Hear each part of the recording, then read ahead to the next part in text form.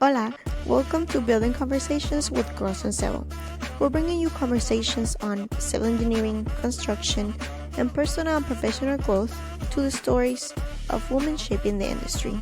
Real talk, real experiences, and maybe a few laughs along the way. Let's start building. So, hello everybody, welcome to a new episode of Building Conversations with Girls in Civil. We have another special guest here with us, and her name is Dr. Rosa Ricciardi, and she is a really special person for a couple of us in the team, especially since she was a professor to some of us. So I feel like I've learned so much from her as a professor. So I'm excited to learn from her as her professional side and also as a person. So I know that this is going to be a great conversation with us today. So hope you guys enjoy as much as I did before. So welcome, Evie. Thank you for being here with us. I am so excited for us to talk a little bit more about survey and how we can kind of connect them with a lot of what we use every single day, because I know I used everything that technically surveyors do. So it's so important. So before we start, Evie, do you want to say a little bit more about your background so people can kind of get to know what your experience is? So, hi everybody. Thanks, Yo, for inviting me, and especially Girls in Civil. Lately, you have been very special to me. And of course, as Jean Marie said, most of the girls in Girls in Civil were my students, and they were not common students, they were special. So, for me, it's a pleasure to be working with them and today be speaking to you. So, just a little bit about myself. So, it's kind of interesting. My journey actually started very early. I entered the University of Puerto Rico in Mayagüez campus when I was 16 years old. So I skipped the last year, senior year. For me, it was not worth it. So I said, I'm just gonna go to straight to the university. By that time, I actually selected civil engineering because of some personal things that happened in my family, and I run into that engineering. And honestly, but I wasn't sure that I belonged there. So the first years were very challenging. I struggled like kind of almost everybody the first year of, of engineering school. And I felt frustrated. And by the second year, which is the strongest one, the most demanding year in the engineering programs, I reached a point where I really wanted to change majors. Part of that struggle came out of because I call the alphabet of languages of the professors. The way is that the way that I was feeling is that I felt completely different because they were all talking in English, but there were different accents from different cultures. And by that time, there was no AI. There was no Google. So It was difficult. yeah, so it was just the material that they were just given on class. Barely we were able to get the books. So it was interpreted what they were given, deal with it. And by that time, I felt really disconnected. So I made a decision that I wanted to quit. Not quit university, just leave Mayagüez campus because since I skipped senior year, I I I even stayed working with a newspaper of the school. And I really wanted like the graphic design and all the stuff. But we were actually from the metropolitan area, and my family moved to the west part. And when I said, no, I'm quitting engineering, I'm going to the metropolitan area, I want to study graphic design. And my mom said really clearly, no, you stay in Mayagüez and you study whatever you want to do it, but you have to do it there. So I stayed. And that semester, I said, oh, I'm going to be an artist.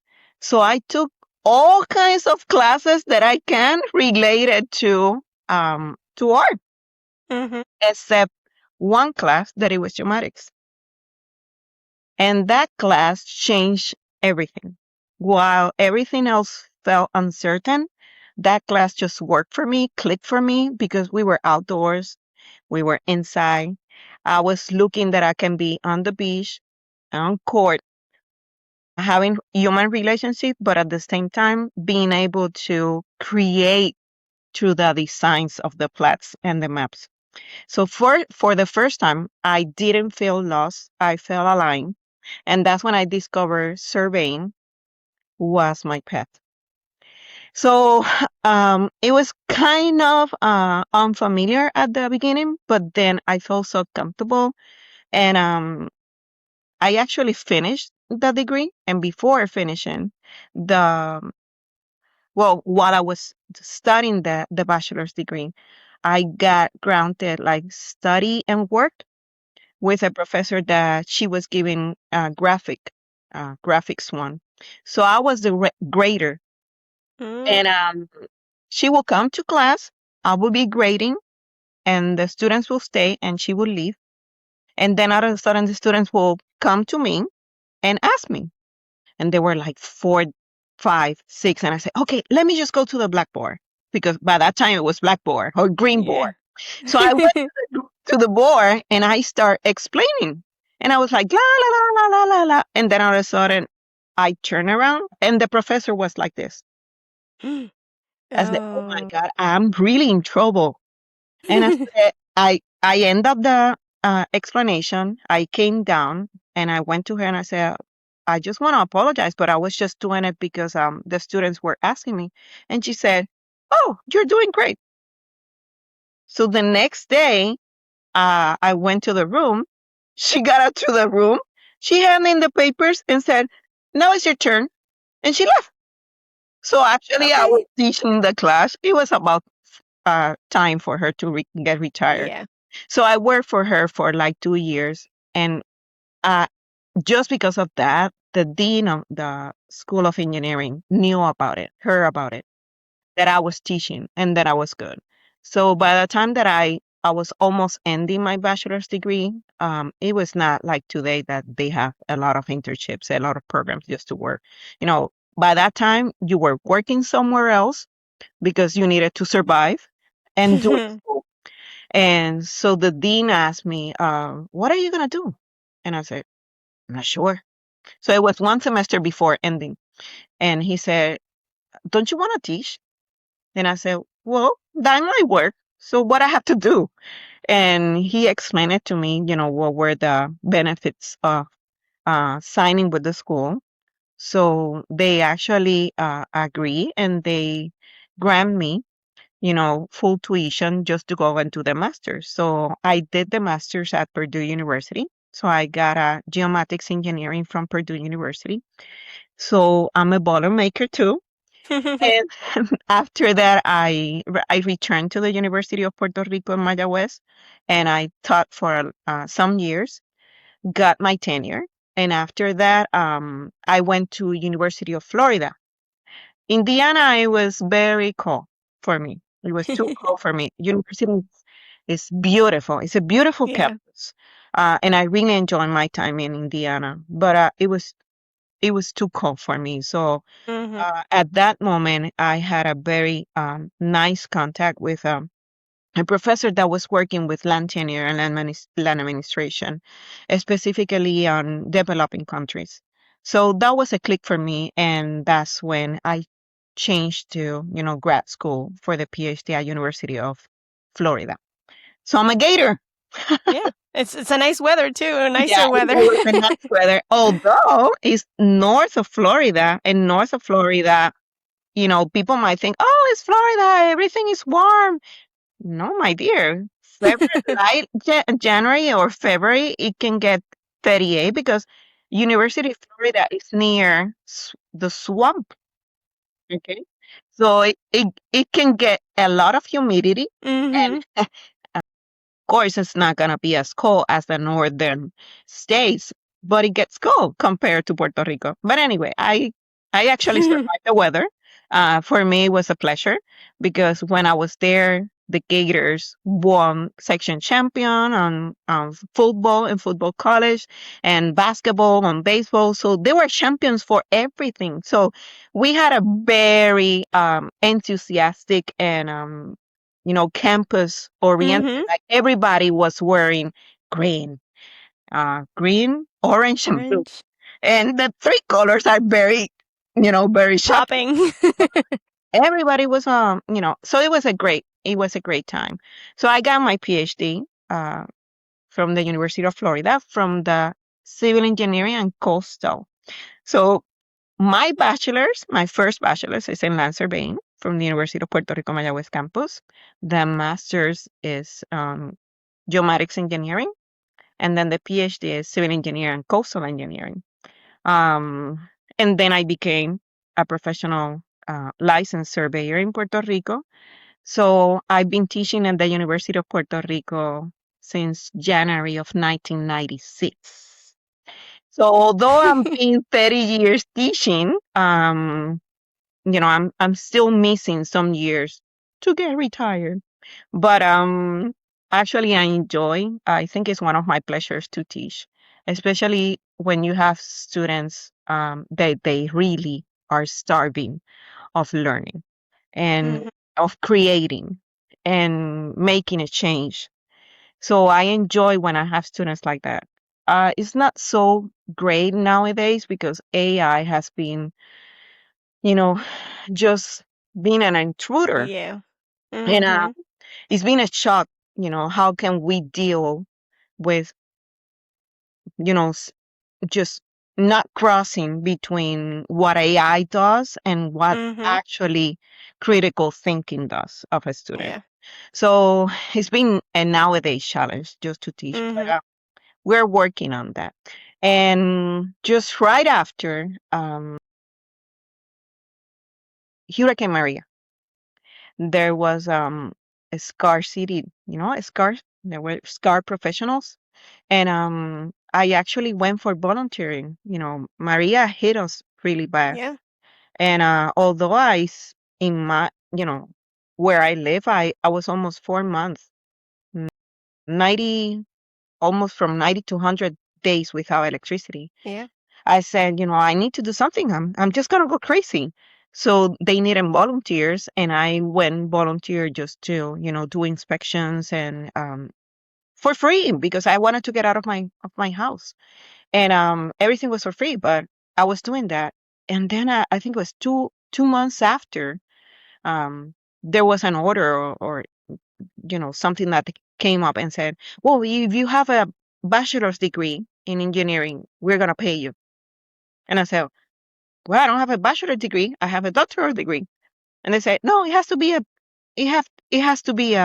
a bachelor's degree. And I said, oh no, that's not fair. I have a PhD. And they said, no. And I said, don't worry, I'm gonna get the bachelor's degree. So You were up for the challenge. so based on that, I went back. I went back while I was teaching, I was taking classes. And there were semesters, too, Marie, that I was taking 11 or 12 credits while I While was teaching teaching. 3 or 4 classes without a TA.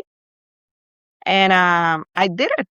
It took me That's amazing. a little bit, but actually 30 years after my first graduation, I got my second bachelor. Have That it. is amazing. No, that is amazing for you. So it was just a matter, and one of the things that I want to share is that don't let the people tell you you cannot do it. You know, it's you, the one that tells you I'm not gonna do it. But before that, just try it. And I I, I have to be completely honest. Sometimes it was not easy. It was Mm-hmm. not easy to take classes with your colleagues that they were not teaching what they were supposed to be teaching, and seeing or watching students do things that they were not supposed to do, but right now I'm a student. I'm not the professor. You're on the other side. Yeah, I was on the other side. But I also, you Maria, it was a disadvantage because Mhm. I cannot share my phone number uh among all the students because Yep. so then I was in a disadvantage because things were running around and I was Mhm. not able to get it. But actually I did it. And in less than a year, then I took a break.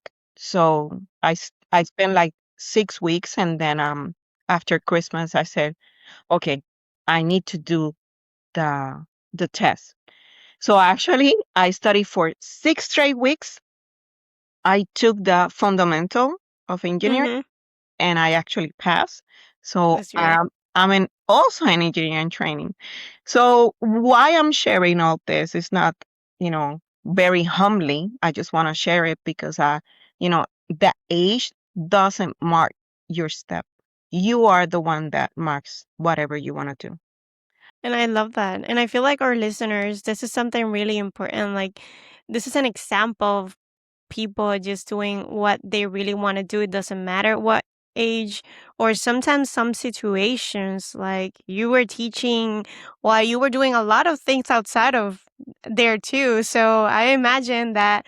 And kind of getting into the conversation and survey, um, to the people that are maybe not familiar with what surveyors do, can you just tell us a little bit about it and how critical is that role in probably civil engineering projects? Great, Jill. So for those who may not be familiar with surveying, well, I can actually say that we are like the goddess of the earth. But a surveyor is a person who understands and defines everything related to the land. We measure, we define positions, elevation, and boundaries. But we take the physical world and translate it into precise, usable data.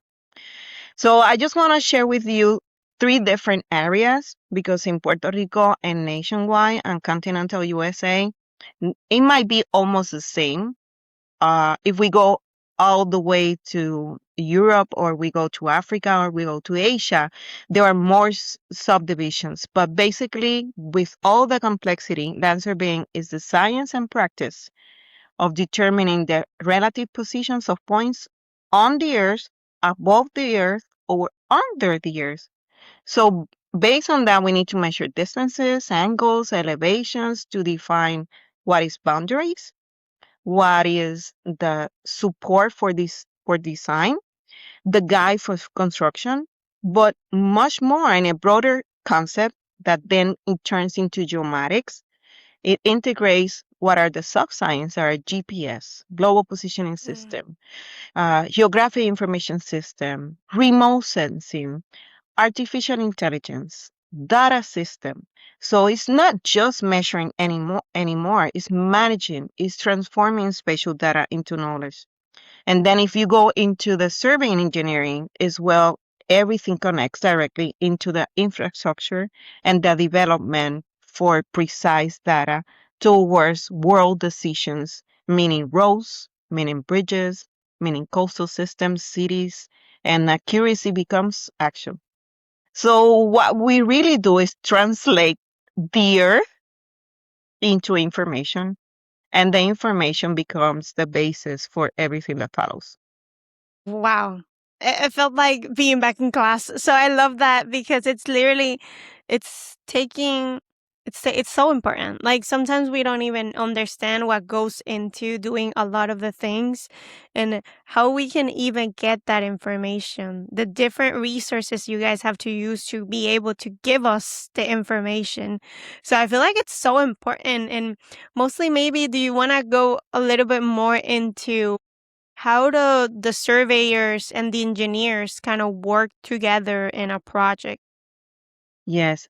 Let me just expand a Yeah, little more. of course. In many ways, people might see a road or might see a building, but actually it can, go into pieces because for that road, for that building, for that boundary to be where it is, you know, w- a surveyor, or you can call it to the cadastral engineer, it has to go through the steps of the original thinker when the boundaries were created.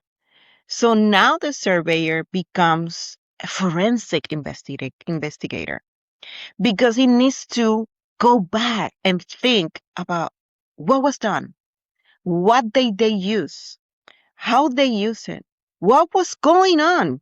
There's a program that I usually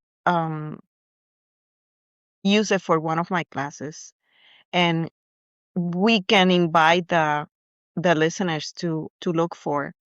It's called How the States Got Their Shape.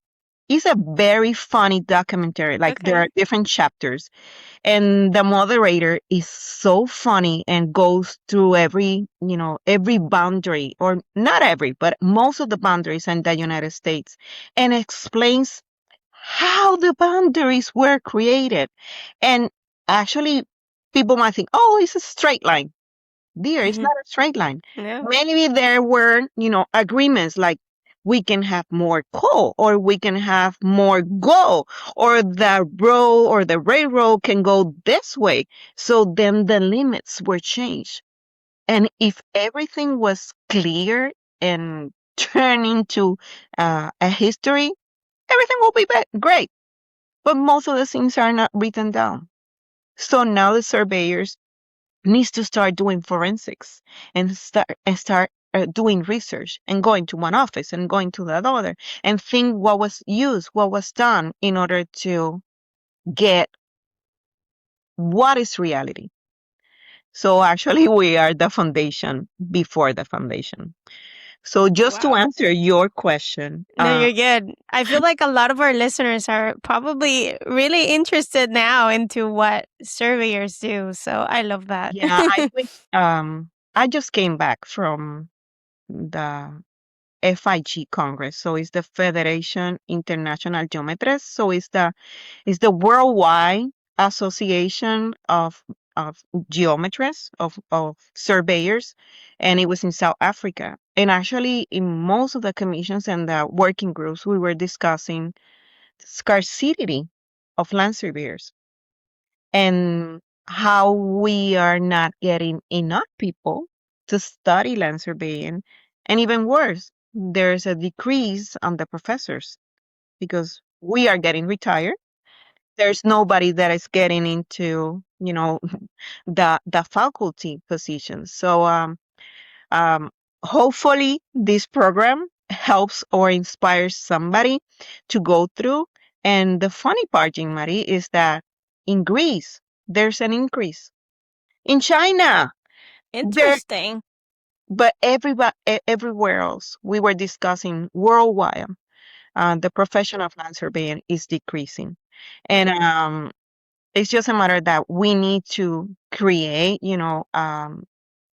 a bridge for people to understand that surveying is the foundation for everything.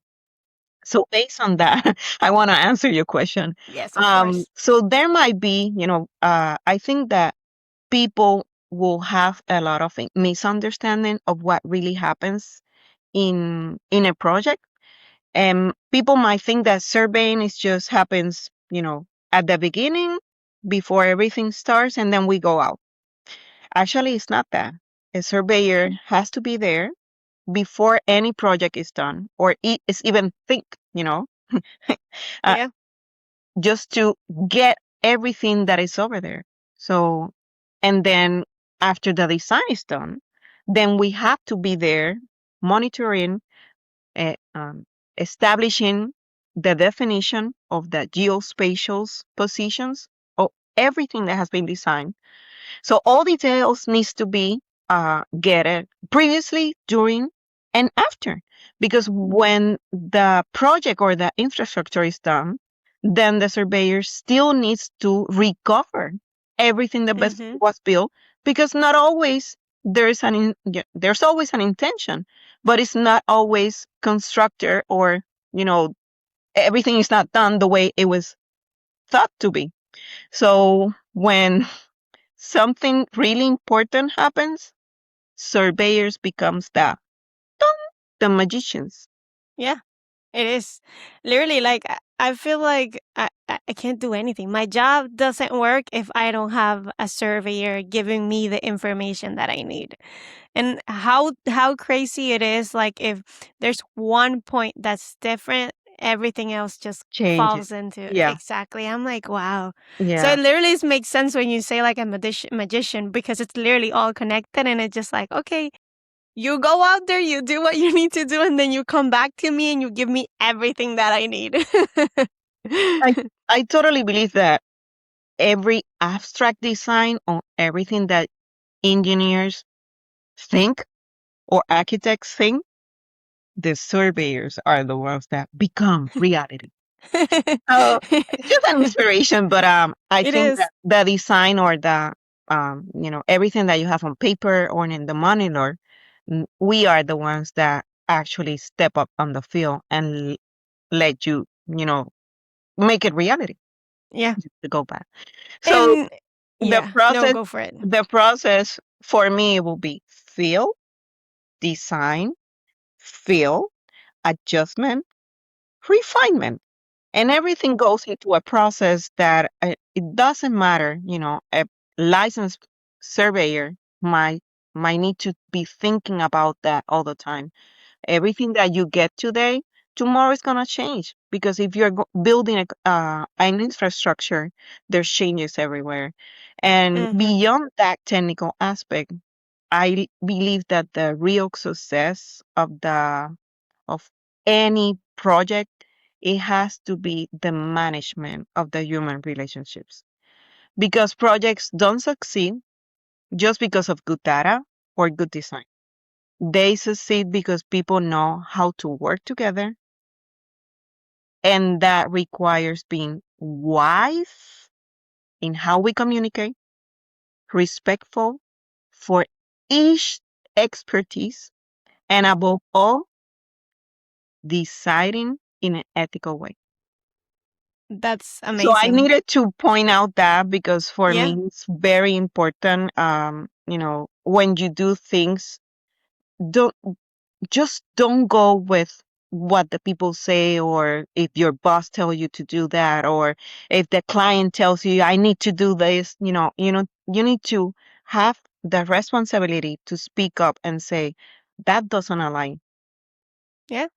Okay. It's your values, it's your professionalism. It's a lot. It reflects on who you are as a person. So it's really important. So maybe going into a little bit more, can you share an example of maybe a project where a good collaboration between the surveyors and the engineering team really made a difference?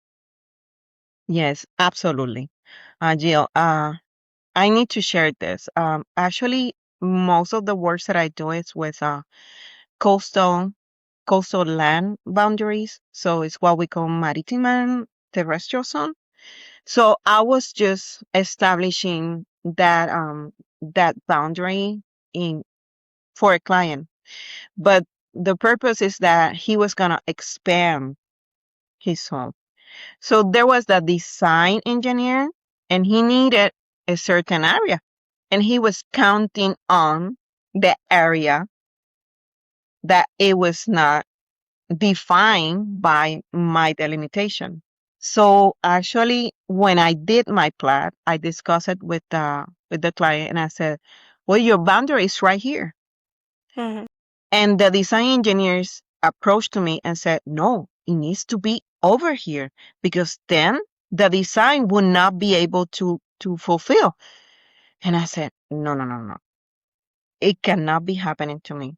So I gathered myself, I explained everything, and I said, if I'm doing this plat, it was not a matter of money, you know, Hmm. it was a matter of ethical and trying to let the design engineer get no matter what was his design in order to fulfill the client's expectation, then he needed to change. So I said, one more time, this is where the limit is. This is what it's going to be. You have to go through and adjust the things. So, as a licensed surveyor, my responsibility was to create what was the reality, not to create an ideal one. And actually, the engineer was really hard because he already had the design done and he didn't Mhm. want it to redesign.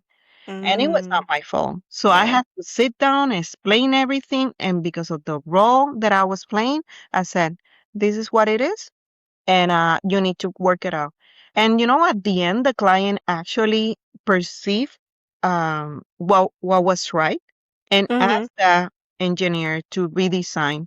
So good Oh. collaboration is most Yeah. of, it's a forcing solution, and you need to do it. No, And that's besides great. that, integrity for the profession is the trust that you give to community. Yeah. And it also like it's so important for us to be able to trust who we're working with too. Like you want to make sure that you're working with someone that understands what you are doing and that you can understand what they're doing so we can get to a good place. Like a good we're both looking at the same outcome. We want a good project that people can use in the future. So I feel like I love how you're explaining that you knew what you wanted to do and how could you explain it to him in a way that you're like, I'm not letting my values, I'm not letting my professionalism out Hmm. just because of what you were thinking. So Yes. I appreciate that. And also kind of I don't I just kind of want to go into just as we're wrapping up this episode, and obviously I appreciate you being here. What is some advice to maybe engineers and kind of sometimes like the young professionals that they can use to help them kind of work more efficiently or effectively with the survey team? Any advice you want to give us? I think one of the things is that well, I think you were from the curriculum and that you took the classes survey. But nowadays, the curriculums are, there's students of civil engineers that are not taking the geomatics class the way you took it.